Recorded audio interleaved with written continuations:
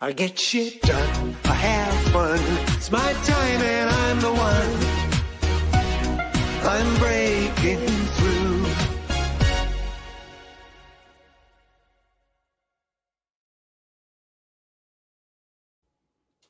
Hey, it's the franchise formula that changed everything today. That's what we're going to talk about. I'm your host, Coach Phil. Welcome to the Business Renovator. If you're watching us live, thank you for being here with us today. And if you're catching us on the replay, remember, hashtag replay. If you could help us get the word out about the Business Renovator by sharing, commenting, and if you have a question, send it our way. We'll answer it if it shows up today. And if it's later, we'll do our best to get to you in a timely fashion. But as you know, I have a shameless plug that helps sponsor this event for us. So hang on as I play my ad.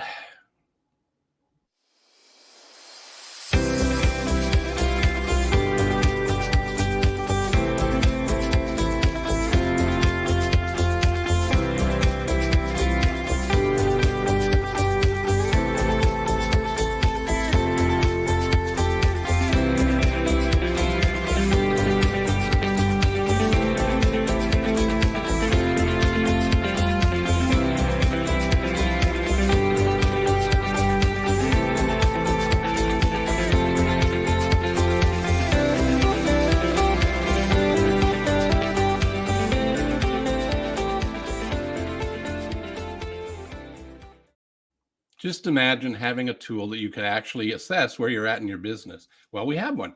Go to coachphil.ca in the top right-hand corner, Business Growth Score.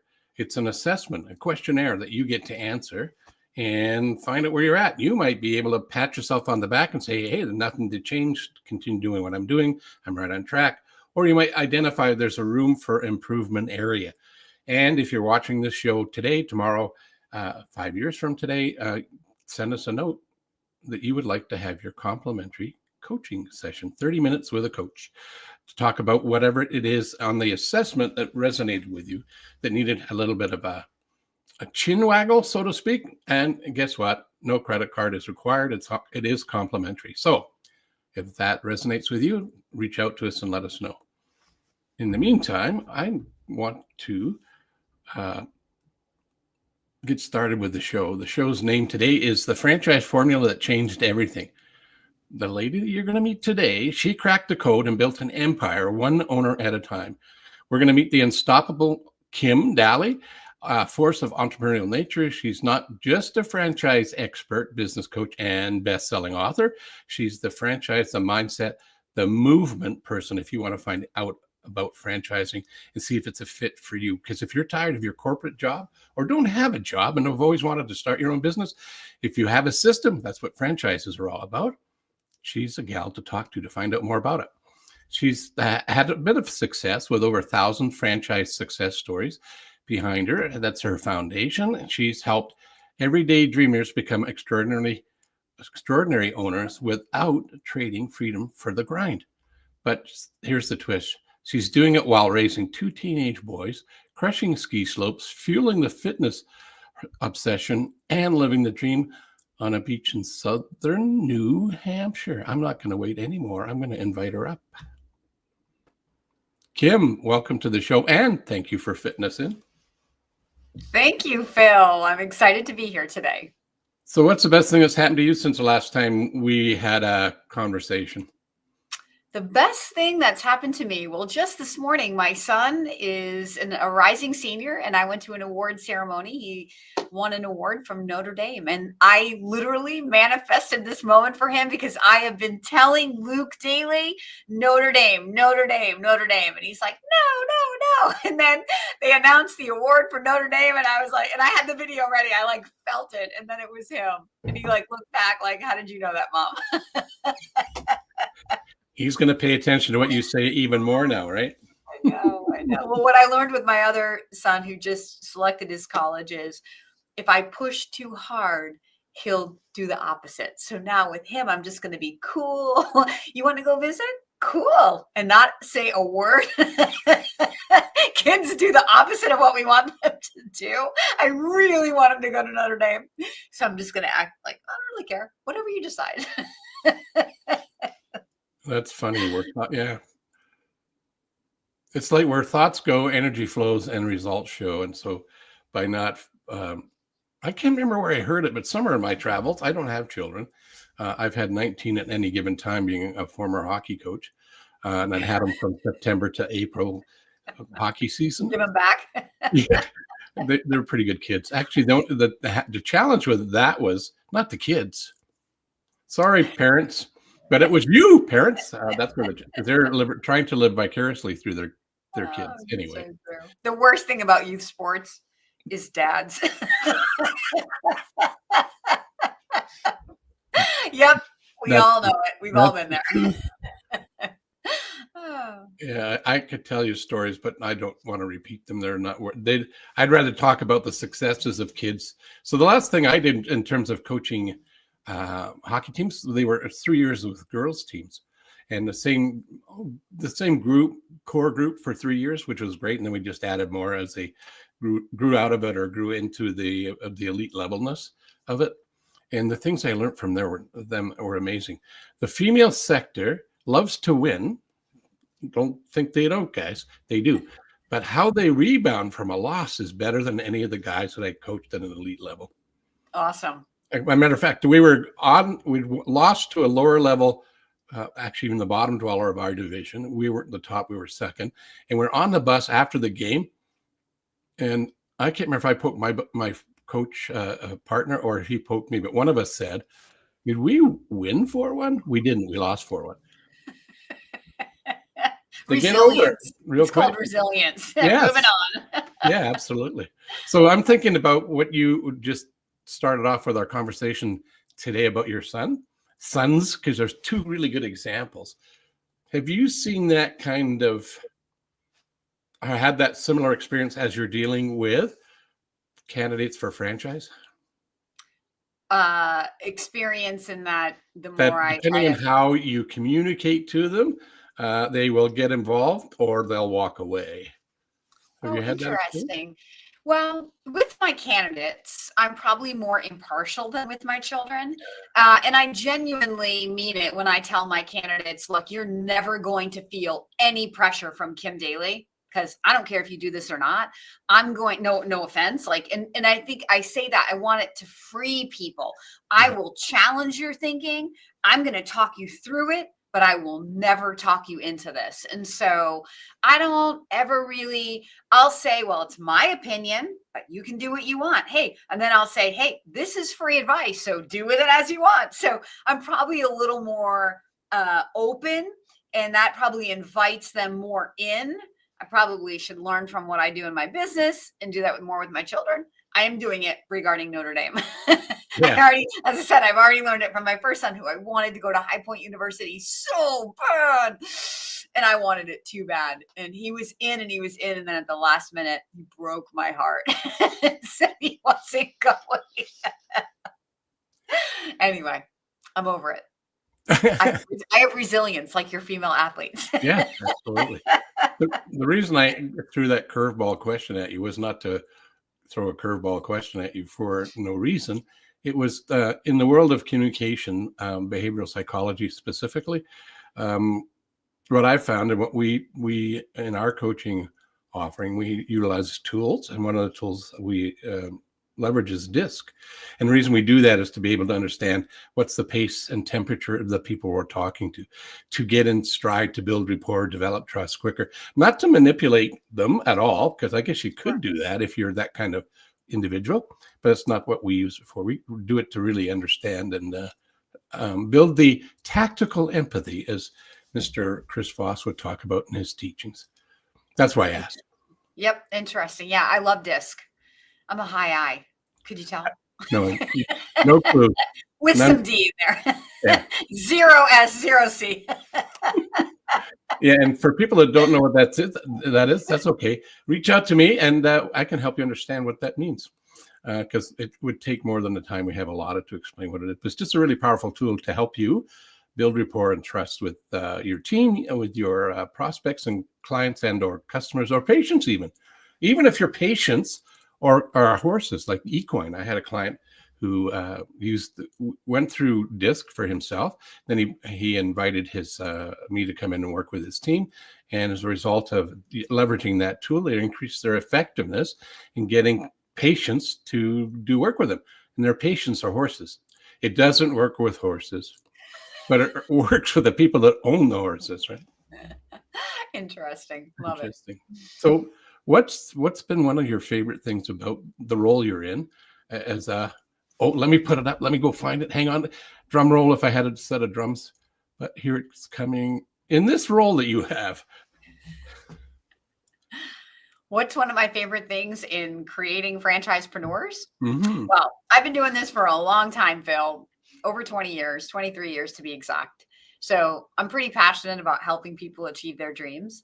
And I think that my passion comes from my own desire for freedom. Like, I worked for a company for 3 years right out of college. And from the first day on the job, like full working day, I remember calling my dad and being like, this is BS. And you know how now that I'm a parent, I remember, but I still remember my dad's reaction, like, oh, she finally gets it, right?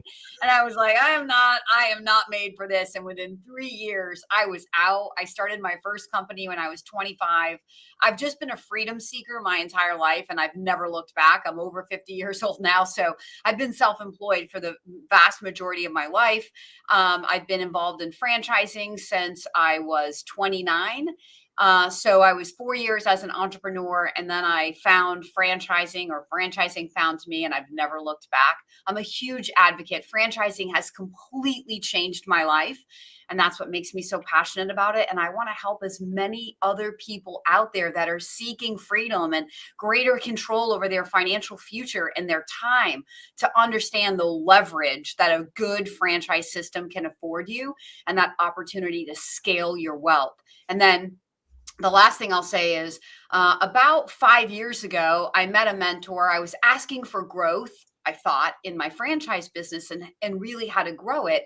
And this, when the student is ready, the teacher appears. This teacher appeared in my life, and he taught me about the velocity of money. He taught me how the wealthy really build wealth. And it's not how the traditional world teaches us, meaning putting your money away in a 401k, which when you're self-employed is called a self-employed pension plan, and then putting the rest in the stock market. And he's worth a lot of money, more than $50 million. And so as he was talking to me, and it made so much sense to me, and I thought, well, he's a pretty good role model. Look what he's been able to build. I decided right there then to stop doing what I was doing and to follow his lead. And within 4 years, I too became financially free, meaning I have more passive income coming into my home than it takes me to live. And so now when I talk to people, I'm not just passionate about helping you build that cash flowing asset, which is the business, and that's the heart of your alternative investing portfolio. But then if we can create overflow with that cash flow that you don't need today, we can deploy that into passive investments and then build that passive income. And that's really how you create velocity with your money and really set yourself financially free. Cool. We have a comment here, and actually what do you think of this? I'm always amazed at franchisees that after they buy a franchise, they think they can do it better. It's very true, Phil. It's a human thing. It's not a franchisee thing. Yeah. And I think what happens is we go in with the pure intention to follow the franchisor's lead, but life happens, right? And then things go wrong and expectations are met, and people very quickly, when they're nervous because their money is invested, they start to lose faith. And there's really no reason to lose faith except the human desire and need for control. And so instead of leaning into the franchisor and finding that control by improving their systems, they believe that it's the system itself that needs fixing. And so like I study this a lot, and it's a lot that I do when I'm mindset coaching franchisees. And I have many videos about, what do you mean people buy a franchise and then they don't follow the franchisor's lead? Like, why would somebody do that?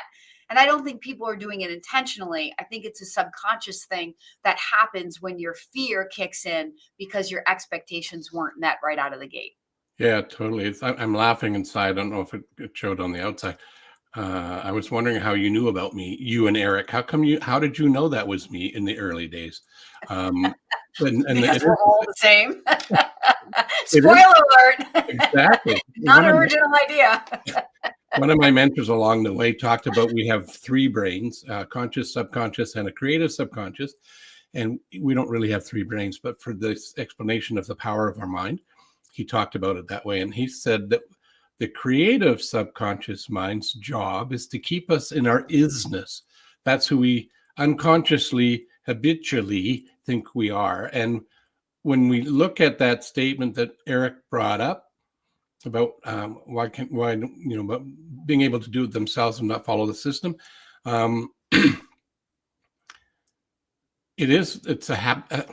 it's keeping us safe, it's keeping us comfortable, it's keeping us normal.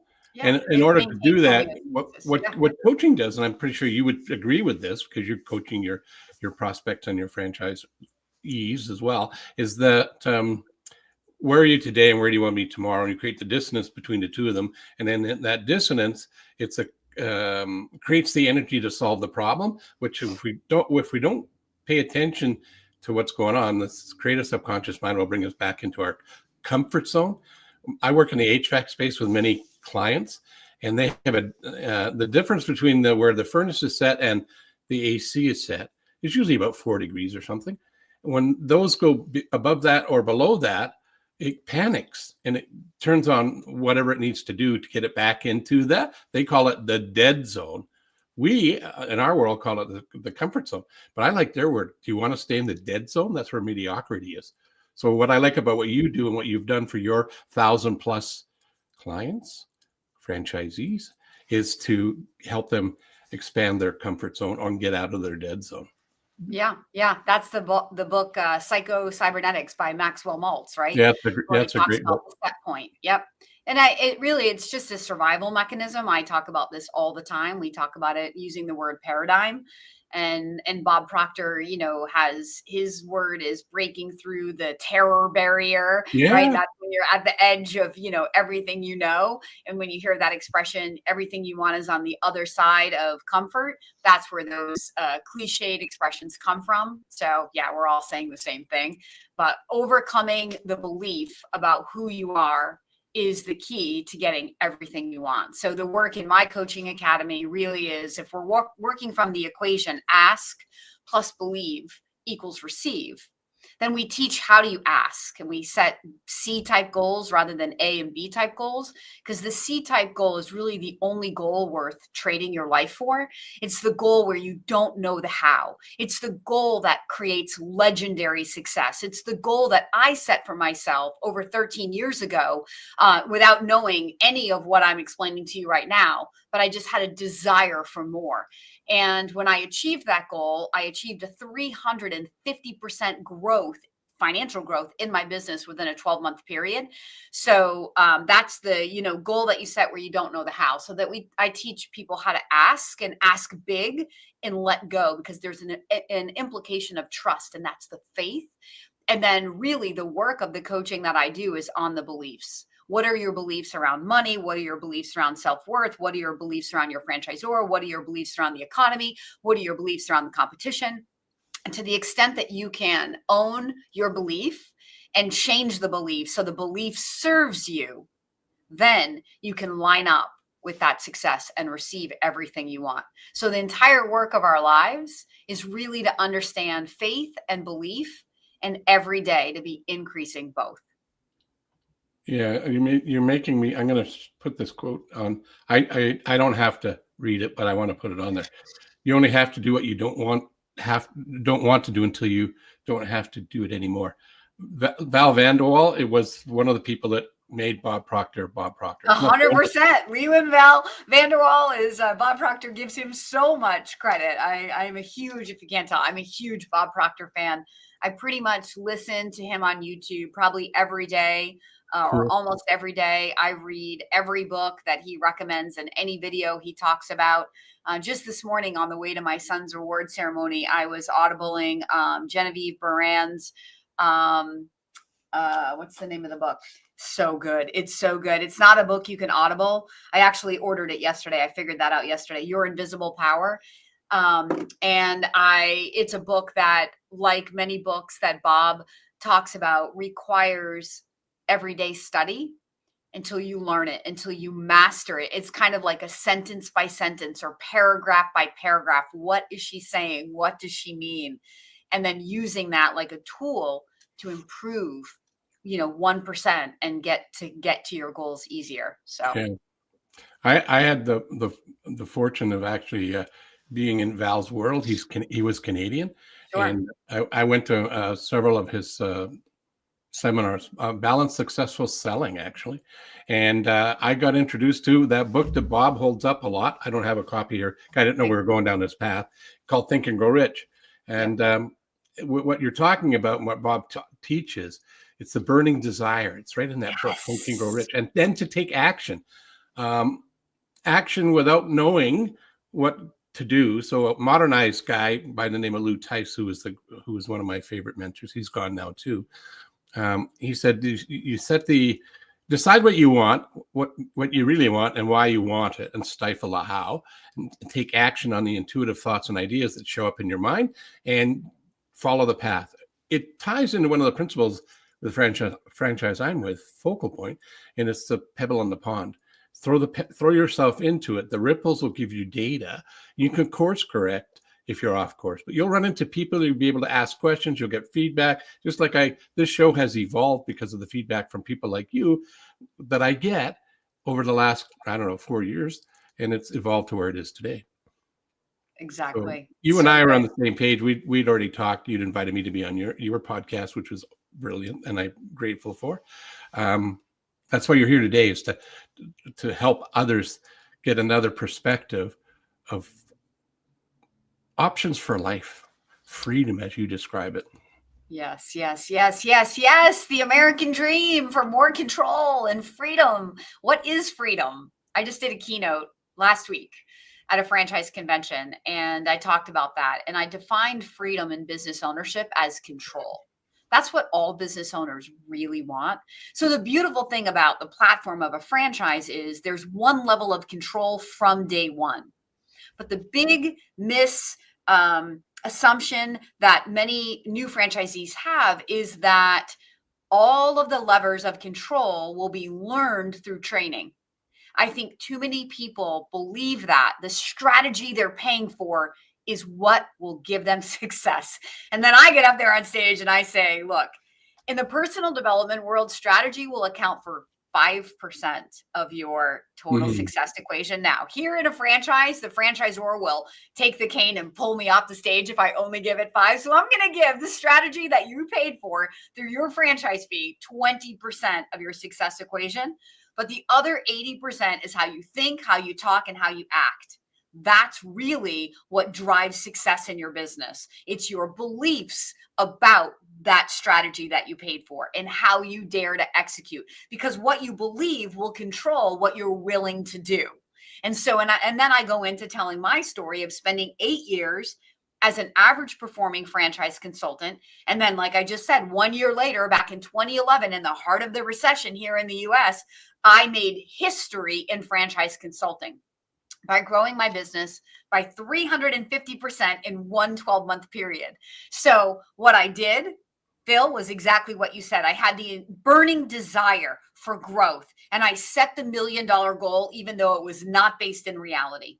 And when I thought from the $1 million goal, I looked at my business for the first time and said, oh, the limiting factor to me making $1 million isn't growing my skill as a consultant.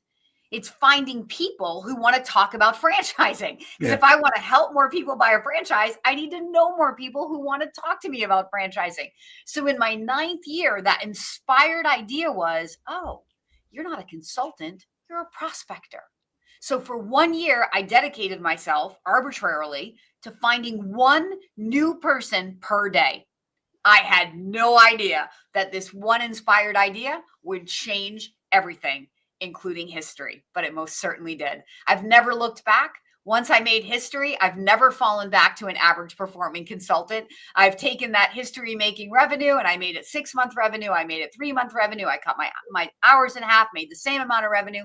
Last year, I wasn't even trying to consult. I was building my new coaching business. I still made $1 million. So This is how I coach when I'm working with candidates so that I can free them up from the need to have this perfect strategy, because my franchise process has stayed the same for 23 years.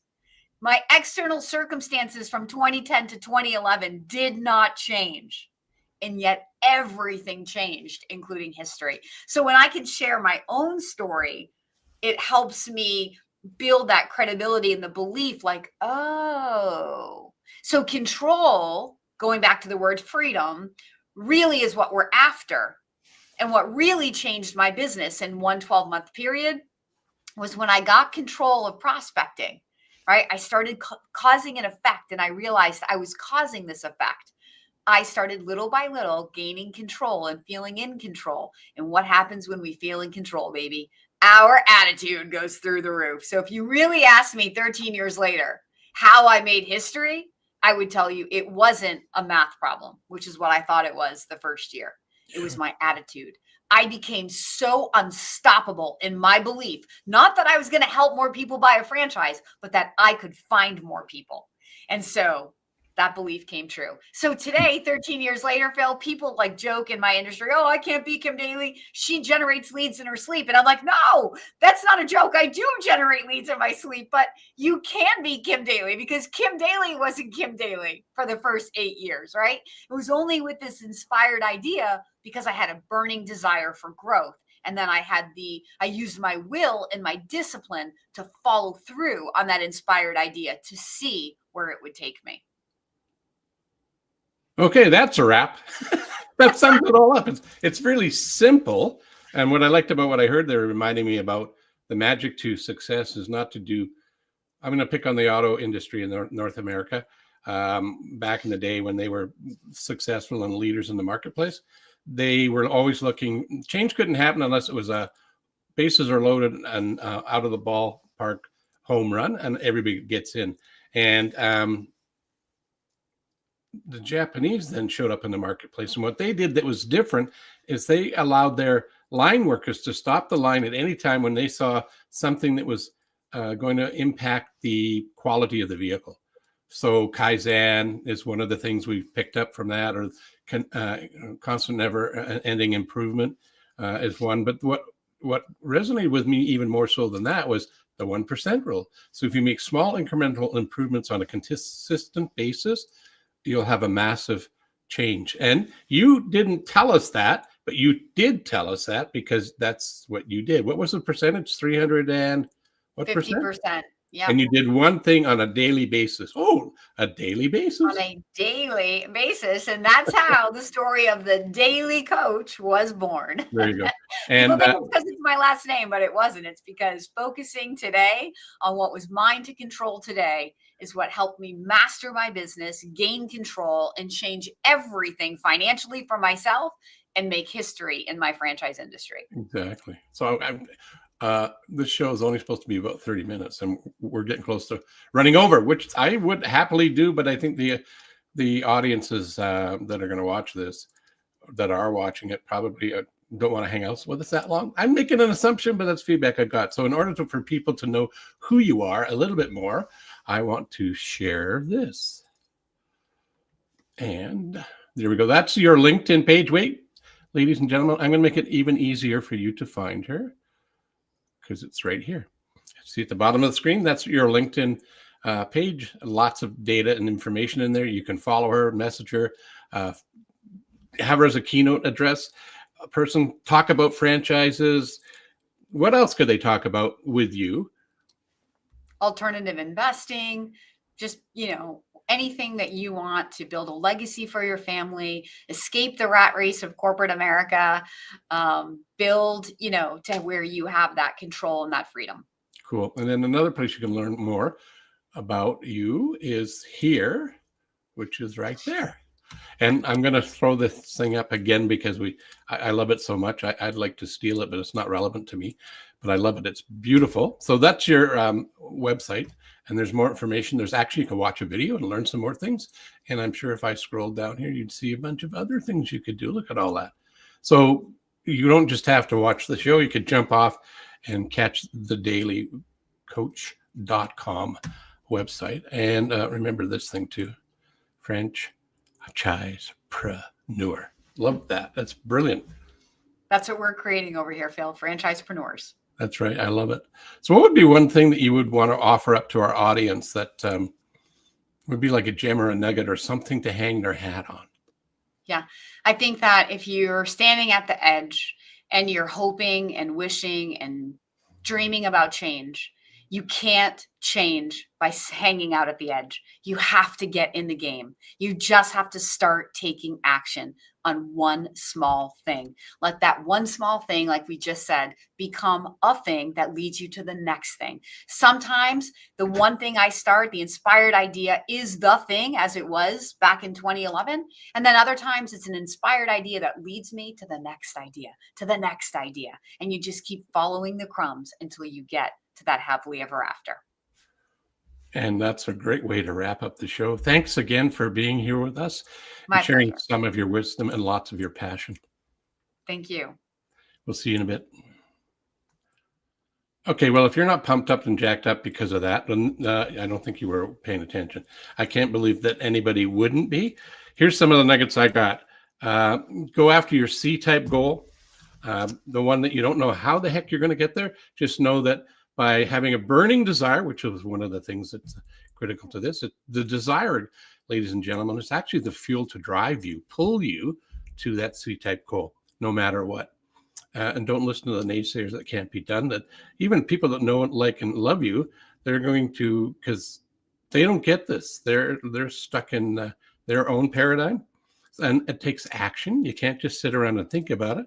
And doing small incremental improvements, 1% rule. Kim's was looking for one new person on a daily basis, and the cause and effect rule. Newton's balls, we didn't talk about that, but have you ever seen them? You take one and it knocks the four, and one at the end goes off and it comes back, and it just keeps on going. And then if you take two pop off at the other end and two come back, that's the cause and effect rule in action. So what last but not least thing I want to share with you all is from the guide, Leland Val Vanderwall. This is where I got this from. The you in there is to represent you and your uniqueness. And remember, you are wonderful. So continue being your wonderful, unique self. Till next time, I'm your host, Coach Phil, and this has been the Business Renovator.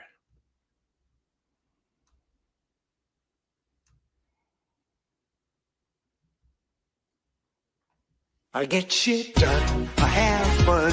It's my time and I'm the one. I'm breaking through.